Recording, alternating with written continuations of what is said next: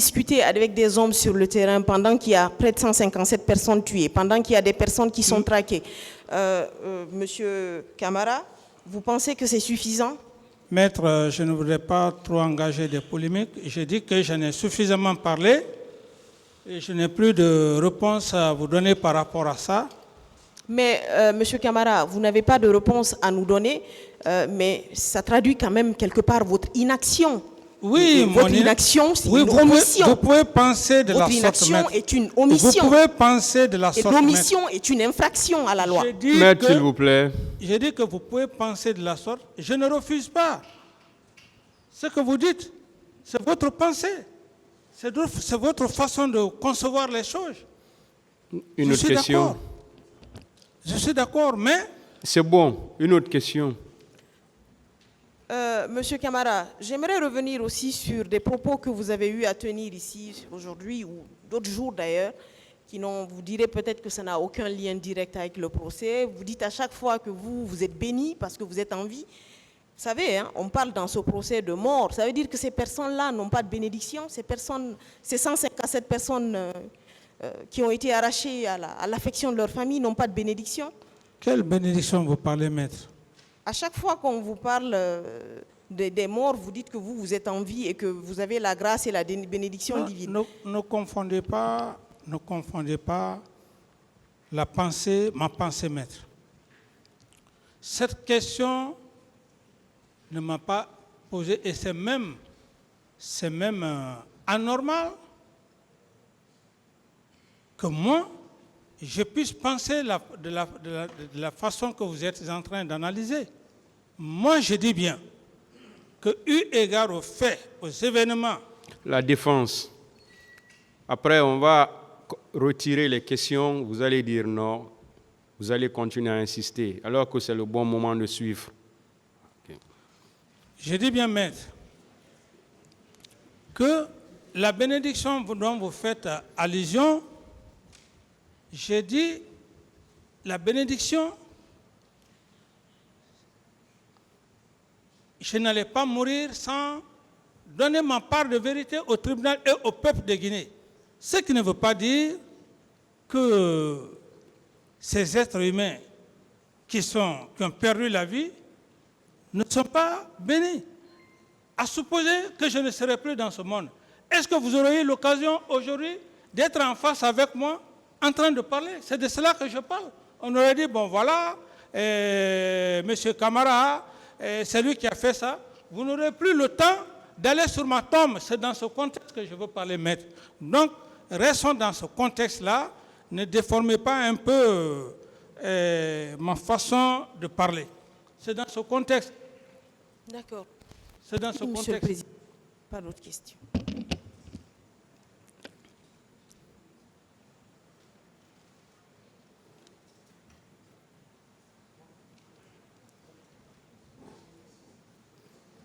Monsieur le Président, nous vous remercions du temps que vous avez accordé à la partie civile.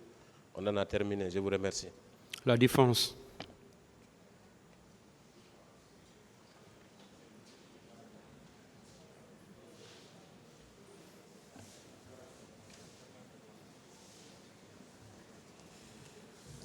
De nouvelles questions, hein, comme on l'a fait avec le ministère public et la partie civile. D'accord. Des questions qui avaient été posées et répondues plusieurs fois. Quand vous posez ces questions, le tribunal sera dans l'obligation de les retirer. D'accord, Monsieur le Président. C'est bien noté.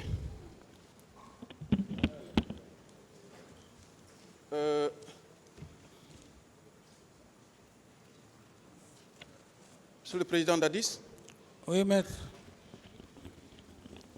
Je voudrais que nous consolidions la thèse du complot et effectivement parler des élections présidentielles.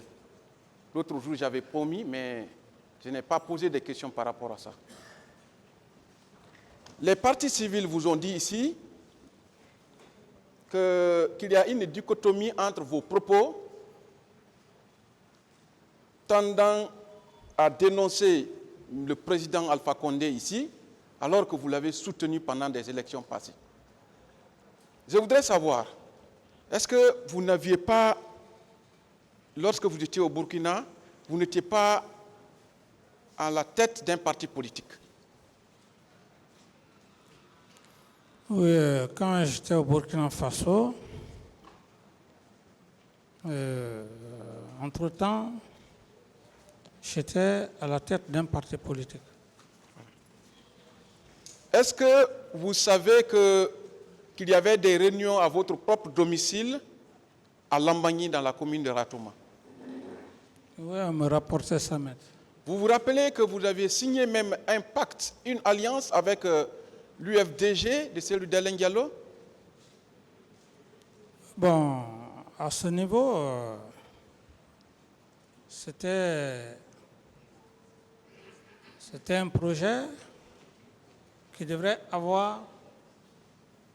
aboutir à l'époque.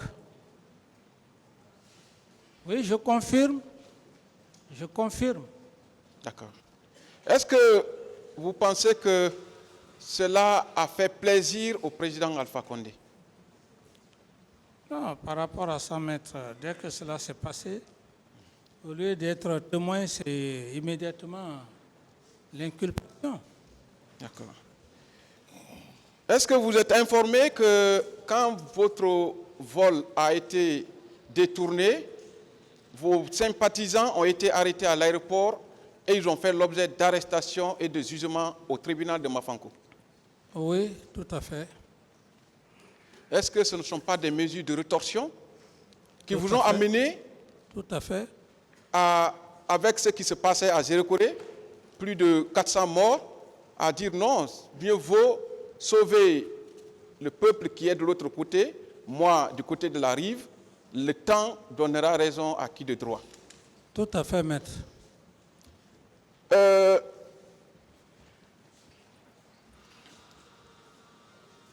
Vous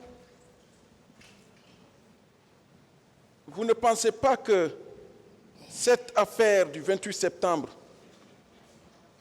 parce que quand vous parliez de politique, on remet le dossier, oui ou non?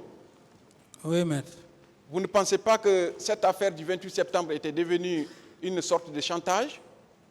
Non seulement une forme de chantage, mais aussi une forme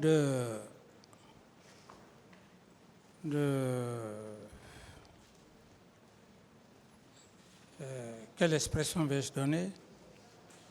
De